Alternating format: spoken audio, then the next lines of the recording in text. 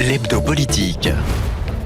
Bonjour et bienvenue pour la suite de ces spéciales municipales 2020, ici à Rouen. Vous le savez, 7 candidats sont en lice et nous avons avec nous un autre candidat. Il s'agit de Guillaume Penel. L'hebdo politique sur Sensation Normandie. Guillaume Penel, bonjour. Bonjour. Merci de nous faire la gentillesse d'avoir accepté notre invitation, comme les 6 autres candidats pour ces municipales 2020. 26 minutes ensemble, partagées en 2 temps. Un premier temps sur une présentation, une autre façon de qui vous êtes, et vous pourrez vous engouffrer pour apporter soit des compléments, soit des modifications. Ensuite, des thématiques qu'on a proposées à l'ensemble des candidats, mais aussi par rapport à leur programme. Et puis, dans une pause, à partir de 13 minutes, et on repartira sur 3 questions récurrentes qu'on a posées à chacun des candidats. Et puis, peut-être une surprise, la fameuse question politique que personne ne connaît et qu'on pose à la fin. Guillaume Penel, vous avez 45 ans. Vous êtes papa de 2 enfants, dont un petit Hector, on y reviendra tout à l'heure, professeur d'histoire-géographie au lycée Jean-Baptiste de la Salle, ici sur Rouen. Vous êtes un mélange subtil de Audiard pour le phrasé et la gouaille, de Verneuil pour les films en référence à Belmondo en tant que super flic, et vous avouez même avoir un penchant Brassens. Bon, là, on est un petit peu étonné. Vous pourrez commenter dans un instant si vous le souhaitez. Actuel conseiller municipal et délégué départemental, militant politique depuis déjà au moins quelques années. Votre frère Gilles Penel, on le connaissait également de quelques années, votre aîné, et qui lui aussi avait tenté de ravir la mairie de Rouen. Pour ce qui vous concerne, vous étiez déjà candidat il y a 6 ans, en 2014. Vous vous étiez qualifié, comme on dit, pour le second tour, lors duquel vous aviez récolté, à l'issue de ce second tour, 11,71% des suffrages permettant l'élection de 3 conseillers municipaux. Alors à l'époque, on disait Front National, et maintenant on parle de Rassemblement National. En ce qui vous concerne, on n'avait pas trop de doutes quant au fait que vous conduisiez la liste Rassemblement National. Et je m'arrête, parce que là, il y a une étiquette, et on n'a que 2 candidats qui ont une étiquette, on va dire, véritablement officielle, et qui la revendique à un autre candidat qui est passé chez nous, et vous. Donc ça vous surprend pas Non, enfin ça me surprend pas, dans le sens où visiblement ils ont envie de cacher leur étiquette. Ils ont bien une étiquette, il faut le savoir, il y en a même qui en ont plusieurs, mais surtout on ne veut pas les montrer.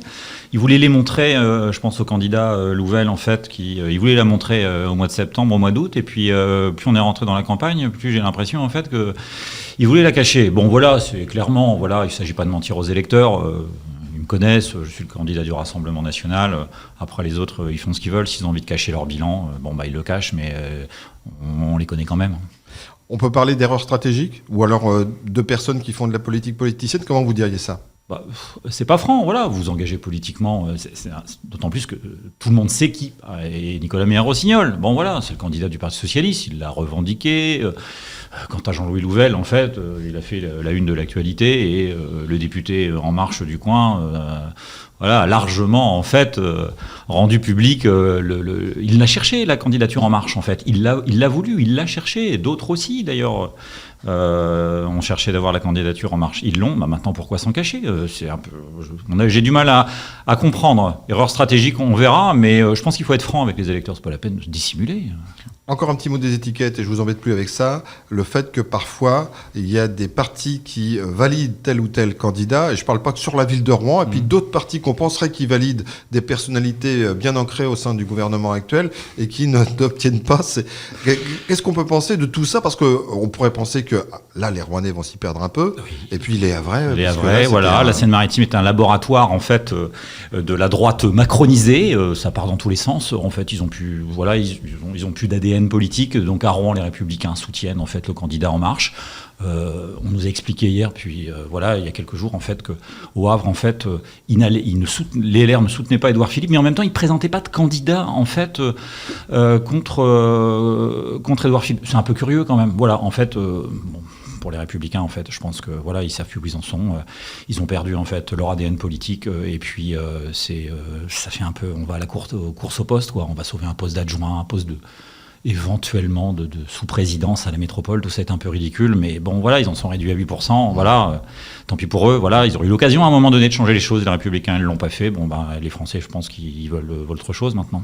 Donc les seuls fidèles à leurs principes, à leur étiquette affichée, c'est la France Insoumise et vous. Oui, j'en doute pas, voilà. Bon, pourquoi la cacher ?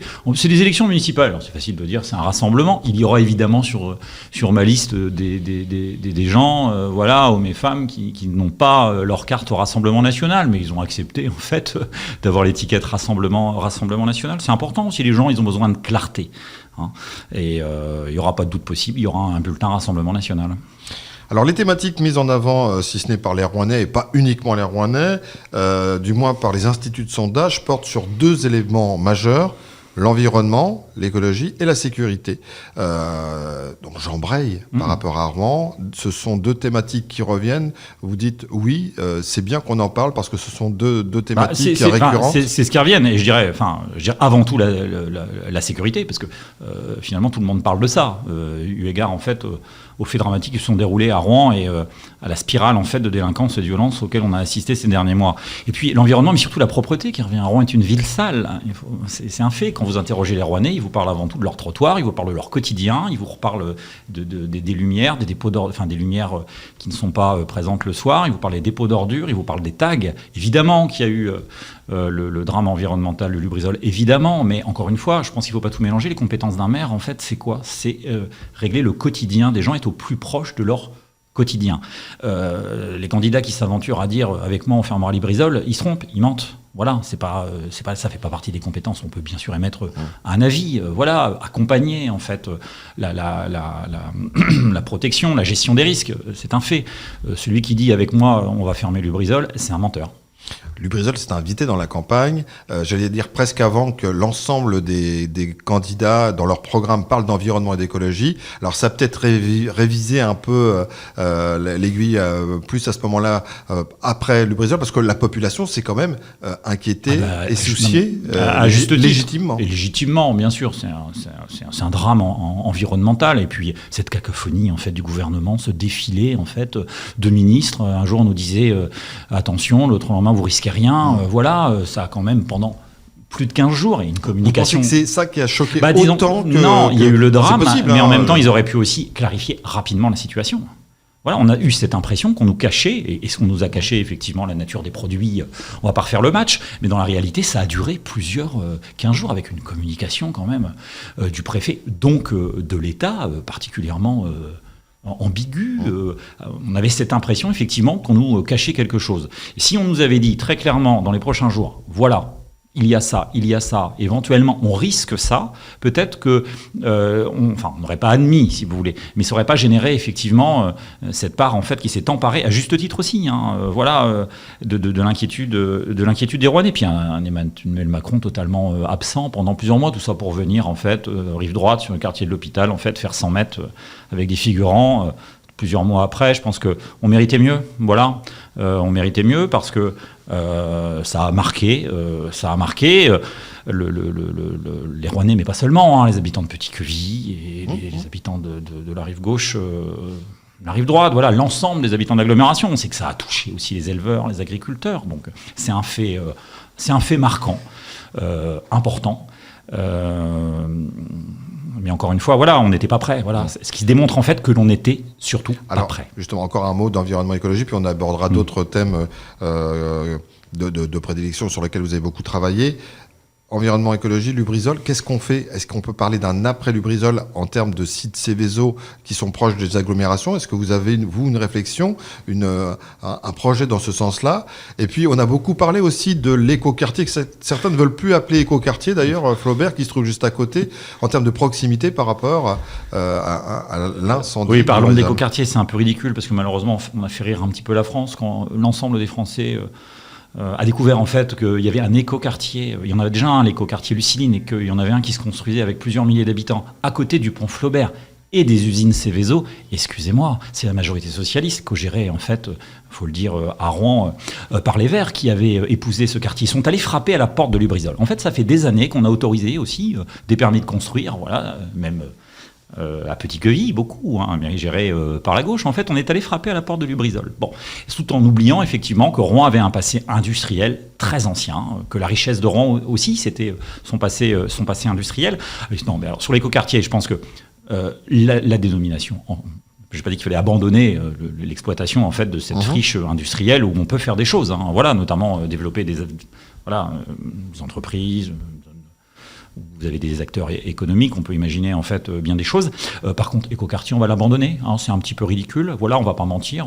Comment on va vendre en fait des appartements, comment on va louer en fait des appartements. En fait, on va vous dire, bah voilà, vous êtes dans un écoquartier. Oui, bon, c'est pas très très sérieux. Après, bien sûr qu'il faut envisager une autre forme en fait de développement industriel. Voilà, mais encore une fois, dire que du jour au lendemain, on va fermer, pourquoi pas dire ça, parce que je l'ai entendu, on va fermer Librésol, mais on s'arrête où? On s'arrête à la Grande Paroisse. Oui, vous avez un couloir d'usine Céveso, avec des milliers d'emplois qui font gérer en fait des catégories sur la rive gauche. En fait, il ne faudrait pas qu'un drame environnemental réel se transforme aussi en drame social. C'est important. Voilà, c'est Lubrizol, par contre, en fait, très clairement, en fait, de progresser, mais de façon assez spectaculaire dans cette gestion du risque. Si elle doit payer, elle doit payer. Par contre, voilà, clairement, on attend. Il y a des commerçants, il y a des éleveurs partout en Seine-Maritime qui attendent en fait des dommageants qui ne viennent pas. Et puis, je pense qu'en fait, bon, c'est facile à dire, mais on n'était pas prêt. Regardez le Japon, voilà. Moi, je prends souvent cet exemple-là. Au Japon, il y a une vraie culture du risque. C'est un des pays les plus galères au monde, le Japon. Voilà. Mais pour autant, en fait, ils ont cette culture dès le plus jeune âge, dans les écoles. Il va falloir impérativement travailler là-dessus. Je crois, en fait, que les commissions parlementaires, en fait, qui ont été réunies, vont faire des propositions en ce sens. Mais il faut multiplier les entraînements, vous savez, en fait. Hein, voilà, vous habitez à côté de ces structures, en fait, industrielles. Voilà, je pense que il faut multiplier les entraînements. Puis on a vu que les pompiers n'étaient pas prêts, malheureusement. Ils n'étaient pas suffisamment équipés. Les policiers sont arrivés. Quelle déliquescence de l'État, en fait, avec des masques en papier. Ce qui a démontré, en fait, que les services de l'État, en fait, étaient... on avait abandonné l'investissement, en fait, dans des protections de sécurité. C'est dramatique, en fait. En fait, l'incendie a révélé, en fait, énormément de dysfonctionnement dans la chaîne du risque et notamment dans la chaîne du risque dans la préparation que l'on avait. C'est inquiétant en fait de voir ça finalement. Donc il faut bouger, il faut vraiment bouger les lignes. Il nous reste une minute avant de faire une première petite pause, juste pour vous dire, qu'est-ce que vous pensez? Est-ce qu'il y a emballement des médias par rapport... En fait, on se rend compte que l'attraction rouennaise pour ces municipales est due en partie à cause de ce qui s'est passé à Lubrizol, puisque forcément, ça a eu une couverture nationale. Oui. Normal, pas normal? Bah, c'est une couverture nationale. Après, on trinque un peu. Voilà, quand vous avez ces images-là, en fait, partout en France... En Bretagne, on avait l'impression que Rouen brûlait. Bon, voilà. Et les Parisiens, en fait, de leur hyper-centre-ville, voilà. Mais qu'est-ce qui se passe à Rouen? Bon, on attendait aussi un peu tout et n'importe quoi. Voilà. Donc, Rouen est une belle ville. Il faut redorer impérativement cette image. Voilà. On a quand même des choses à Rouen. Les touristes doivent revenir. Rouen, c'est pas uniquement Lubrizol. C'est un passé touristique qui, à mon sens, n'est pas suffisamment valorisé. Mais il y a plein de choses à faire à Rouen. On en reparle dans un instant, avec notamment le thème de la sécurité auquel vous tenez beaucoup. Guillaume Penel est notre invité au cœur de ce magazine des municipales 2020. L'hebdo politique. Guillaume Penel, on va parler dans un instant de sécurité. Parce que c'est important, c'est un des thèmes qui est remonté le plus auprès des Rouennais, mais pas que des Rouennais, on l'a dit tout à l'heure. 3 phrases, c'est 3 questions qu'on a soumises à chacun de nos invités. Chanson inspirante, un personnage influent et puis une passion. Alors à la chanson inspirante, on a Big in Japan d'Alphaville. Oui, c'est vrai. C'est étonnant. Non, enfin, c'est pas étonnant en fait, parce que j'aime la musique des années 80, voilà, française aussi, bien sûr, j'étais baigné là, et puis je continue de l'écouter, et puis Alphaville, c'est un groupe allemand, voilà, je pense que tout le monde ne connaît pas Alphaville, mais connaît en fait ses titres, et notamment Big in Japan. Et voilà, je trouve que c'est un morceau qui a du rythme. Quand je l'écoute, tout ça va bien. Voilà, c'est un peu un ça rappelle un moment de votre vie? Plein de choses, oui. Voilà, et à chaque fois des bons moments. Voilà, notamment avec mon épouse et puis mes enfants, parce que mon petit Hector, en fait, alors là, c'est le personnage. Voilà. Le personnage, c'est le héros mythologique Hector. Oui, alors Hector, en fait, c'est pas le plus connu. Peut-être on connaît davantage Ulysse, mais je considère que, voilà, bon, vous allez me dire, je suis prof d'histoire, donc j'étais baigné en fait dans la mythologie d'Homère, mais Hector, c'est le héros, c'est un humain. Effectivement, il meurt, voilà, sous les coups d'Achille, en fait, qui est un dieu finalement. Et puis il se sacrifie parce qu'il se sacrifie en fait. Son frère a fait une bêtise, voilà, il a enlevé Hélène, mais il le condamne, il le sait, mais malgré tout, en fait, il le soutient, il va défendre sa terre, son peuple. Il sait qu'à un moment donné, en fait, il va perdre la vie. Et puis c'est un père aimant, proche de ses enfants, qui sacrifie en fait sa vie pour son peuple, pour sa famille. Et il meurt, il le sait qu'il va mourir en fait face à Achille. Et puis il fait un combat mémorable. Donc c'est une sorte de héros en fait humain, en fait qui est bourré de qualités. que j'apprécie. Et c'est aussi, voilà, vous l'avez compris, pourquoi en fait nous avons appelé, en accord avec mon épouse, notre fils Hector. Et il le saura, toute l'histoire Alors, on lui raconte, malheureusement, voilà, il est autiste et il comprend pas nécessairement tout. On peut en parler un petit peu, parce que le handicap, en fait, au-delà de ça, c'est un petit garçon extraordinaire. Mais je sais que beaucoup, en fait, vivent des situations très difficiles avec des petits-enfants. Voilà.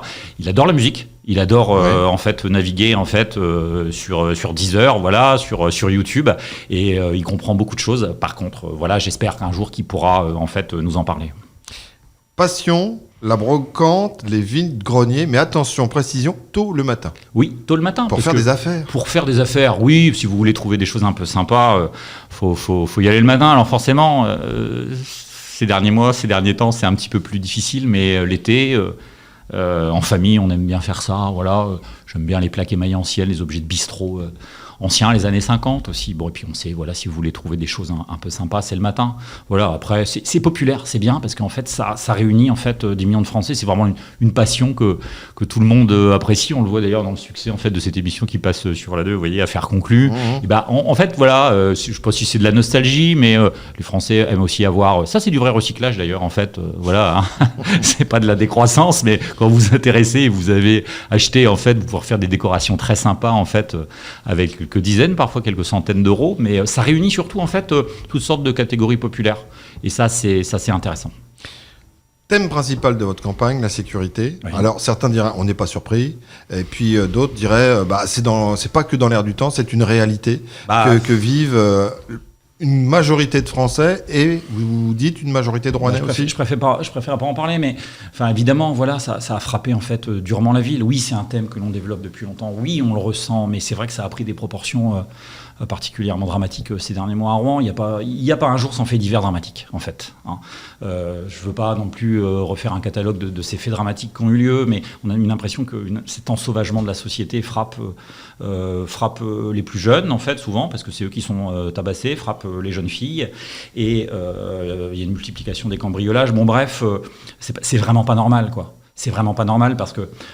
et c'est les compétences d'un maire, en fait. C'est les compétences d'un maire, parce que là, le maire peut agir. Autant sur la fermeture du Lubrizol, j'ai un doute. Par contre, là, il a une police municipale, et puis dire, voilà, on est à côté de vous, les habitants de l'agglo de Rouen. On va soutenir les victimes, on va soutenir les habitants. Moi, je soutiens pas ni les voyous, ni les délinquants. Et parfois, on a un léger doute, en fait, quand il s'agit, en fait, de la politique de la gauche dans ce domaine. Donc oui, il faut armer, renforcer la police municipale. Il faut surtout une police municipale disponible 24/24, qui multiplie les patrouilles. Non, elle ferme le week-end. Et puis voilà, le soir, c'est quelques patrouilles. Voilà, il y a la police nationale, bien sûr, c'est son rôle de le faire, mais la police municipale... On pourrait penser d'ailleurs qu'il y a une action qui se fasse dans ce sens-là. Or, dans le constat, il y a moins de policiers nationaux sur... Mais c'est dramatique, ça, c'est la défaillance de l'État. C'est la défaillance de l'État, du ministère de l'Intérieur. Est-ce que c'est au rôle du maire d'augmenter le nombre de policiers municipaux il peut. Dites oui. Non, mais il peut le faire, bien sûr, et il doit le faire d'ailleurs. On peut travailler en collaboration avec la police nationale. C'est ce qui se passe dans des villes qui sont bien gérées. Hein. Mais on peut baisser le niveau de la sécurité, surtout en étant... Voilà, on peut multiplier les vidéoprotection, on peut mettre le paquet, mais surtout en disant aux Rouennais, on est avec vous, on vous soutient, on ne tolère pas l'indélinquance, on ne tolère pas en fait les voyous qui tabassent ou qui commettent en fait des crimes, voilà, particulièrement odieux. Et ça, c'est important. Un maire doit être aux côtés de ses habitants.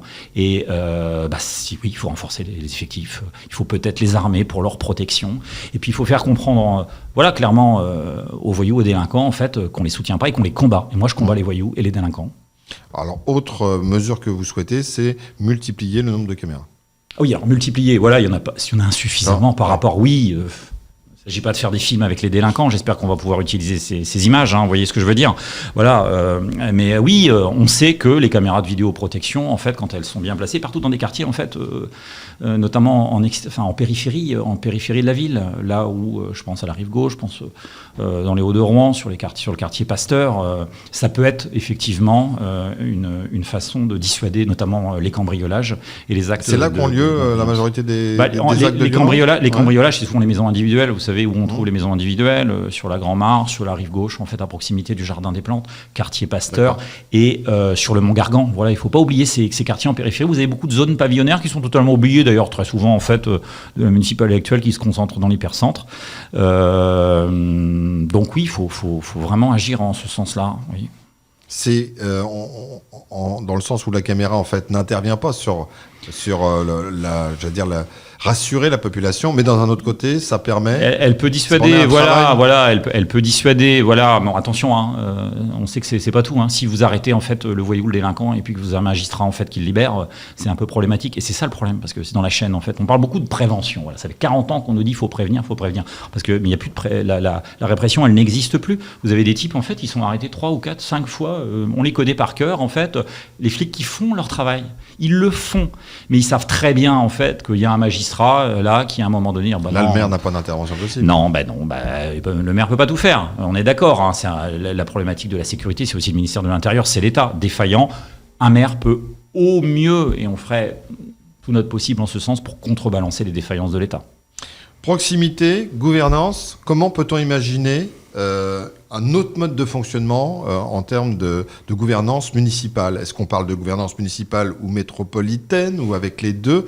Est-ce qu'on est toujours sous une emprise pyramidale avec un maire et comment vous voyez les choses? Vous êtes élu maire de Rouen. Comment vous envisagez les choses? Dans votre projet, vous avez dans votre programme, vous avez des projets. Les Français le découvrent, les habitants de l'Agglo le découvrent, et notamment dans les petits villages, en fait, beaucoup de compétences sont avalées par les nouvelles intercommunalités. À Rouen, c'est la métropole. On a vu se vider, en fait, en l'espace de 6 ans, des dizaines et des dizaines de compétences, et notamment des compétences sur la voirie, des compétences, en fait, que les gens pensent encore que c'est la mairie, donc viennent frapper à la porte du maire, puis en fait, on leur explique que c'est un numéro vert à la tour B12 48 du palais de la métropole, et ils comprennent plus, parce qu'il n'y a plus d'interlocuteurs là-bas, donc il va falloir extrêmement clarifier. On va pas se cacher, dans un très grand nombre de domaines, c'est la métropole qui gère et qui va décider. Mais qui sont les élus métropolitains? Est-ce que les Rouennais, est-ce que les habitants de l'Agglo les connaissent? Non, parce qu'ils ne sont pas élus au suffrage universel direct. Donc autant peut-être, mais ça les gêne en fait. Voilà, parce que peut-être qu'il y aurait beaucoup d'élus du Rassemblement national, en fait, et puis ça permettrait en fait d'avoir une plus grande visibilité. Mais les gens, vous avez des élus qui siègent au Conseil métropolitain, les Rouennais les habitants de l'Agglo ne les connaissent pas. Donc il faut travailler sur le mode de scrutin et puis accepter aussi des revendications qu'on a entendues. Nous, on y était favorable, c'est-à-dire à ces référendums d'initiative citoyenne. On parle beaucoup de démocratie participative, d'ateliers de proximité, tout ça est un peu ridicule parce que c'est de l'entre-soi, c'est toujours les mêmes que vous voyez. C'est les responsables associatifs, généralement la mairie n'est pas trop loin, puis c'est des militants politiques en fait. Puis ça se termine, ces ateliers participatifs, ils sont 10, et puis ils décident en fait, ils ont l'impression qu'ils ont fait de la démocratie en décidant à 15 ou à 20, mais vous retrouvez toujours les mêmes.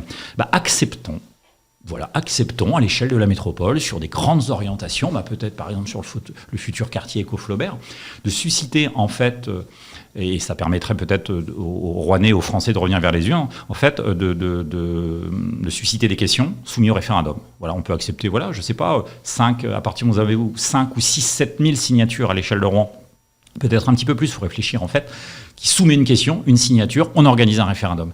Je pense que ça réconcilierait les Français avec la démocratie, avec le suffrage, et puis on accepterait en fait ce suffrage. Si les Rouennais nous disent non sur ce projet, oui sur ce projet, ou si leur projet en fait passe, il faudra en tirer les responsabilités. Donc je pense qu'on a besoin de plus de transparence. C'est une bonne formule ça pourrait réconcilier plusieurs en fait, référendums pendant le mandat. Oui, voilà. Alors il ne s'agit pas de les multiplier, mais sur des grandes questions. Et puis je pense que ça pourrait encore une fois réconcilier. On sait qu'on a des taux de participation dramatiques maintenant aux élections. L'abstention c'est un phénomène dramatique, et ça pourrait réconcilier justement les Français avec mais des référendums, faut-il encore tenir compte de leurs résultats? En 2005, on leur a demandé une question sur l'Europe. Les Français ont dit largement non. Puis finalement, en fait, la classe politique dans son ensemble, hormis le Rassemblement national, a dit largement oui. Guillaume Penel, la question politique. Vous êtes présent au second tour, vous n'en doutez pas. Est-ce qu'on peut penser, et là vous allez me dire je suis peut-être utopique, est-ce qu'on peut penser qu'il puisse avoir un travail collaboratif avec une des listes qui se retrouvera au deuxième tour? Si oui, laquelle? Je sais bien que chacun se pose toujours la question. Oui, mais pourquoi pas? C'est l'intérêt. Voilà. Parce qu'on veut changer de politique, la façon de diriger la ville. Nous, on est c'est ouvert. possible. Non, mais nous on l'a dit. Voilà, sur des. Je pense que peut-être qu'avec au moins un candidat, on pourrait s'entendre, voilà, sur une base commune. Mais c'est ce que je crois les Français attendent, notamment dans notre famille politique. On va citer en fait les partis de droite, mais pas seulement. Hein. Il y a des points communs. Bon, je pense pas, qu'ils veulent rester en fait dans leur petite cabine téléphonique. Ça peut se faire dans le Sud. Hein. Voilà, on a vu qu'il y avait beaucoup d'élus républicains et qui attendaient cela et qui rejoignaient finalement nos listes. Je vois pas, ça se passe très bien à Béziers. En fait, on a réussi à obtenir une très large majorité. Voilà, je crois que Robert Ménard est près de 60% dans les sondages au premier tour. Donc, pourquoi pas ? Moi, je dis pourquoi pas. Par contre, je crains en fait que finalement, cette liste d'hiver droite rejoigne en fait la Macronie ou s'éteigne toute seule. Parce que là, c'est parti quand même en ordre désorganisé. Donc, on peut penser qu'à un moment donné, les Rouennais et les Rouennaises se disent il faut peut-être qu'on trouve un vrai consensus qui nous permette d'avancer. Ouais, mais ils sont divisés. Voilà, vous savez, les gens n'aiment pas la division. La division en politique, en fait. Quand vous partez divisé, vous perdez. Voilà. Nous, on a un programme, on est prêt peut-être un jour à discuter avec d'autres. Ça peut se faire dans le privé, vous savez. À un moment donné. Oui, il paraît que ça se fait. Quand même, oui, ça se fait dans le privé. Oui, croyez-moi. Je ne veux pas citer de nom, mais j'ai de très bons rapports avec certains élus. Mais bon, dès qu'il y a une caméra, une télé, hop, on a peur parce qu'on a peur, au diktat idéologique en fait de certains. Merci Guillaume Penel. Rendez-vous donc au second tour, pourquoi pas. Guillaume Penel pour le Rassemblement National. C'était nos magazines que nous vous proposions sur les municipales à Rouen 2021. Peut-être d'ailleurs une petite suite dans l'entre-deux tours. Ça, c'est une surprise. On vous tient au courant. Vous pouvez suivre et revoir nos émissions sur radiosensation.fr. À très bientôt. L'hebdo politique sur Sensation Normandie.